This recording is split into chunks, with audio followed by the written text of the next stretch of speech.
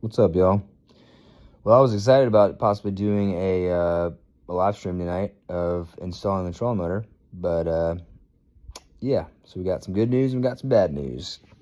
Good news is got everything out and ready to be installed. I had the trolling motor in the bracket, and yeah, I got my prop and everything. I got the book, all my little stickers and stuff, and then I have the user guide, all that jazz.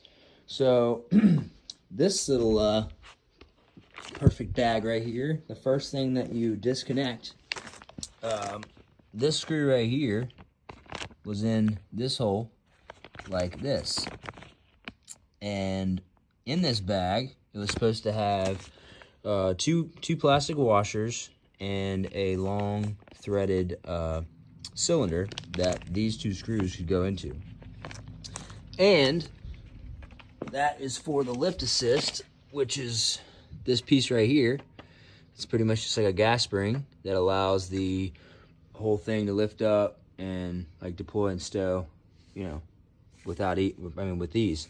So, got to looking up in here. I'm like, where in the world is that thing at? Well, it ain't in there. So, anyways, when you finally bring it back up to the stowed position, it's supposed to go inside that hole right there. And these screws are supposed to go in that hole on both sides with a cylinder in the middle to connect this gas spring. It ain't there. So we're gonna have to take, I guess, everything back to Cabela's and get a new trolling motor. I have no idea. I mean, hopefully they can just give me the pieces that I'm missing, but I doubt. So just another day at DZ's workshop. Peace.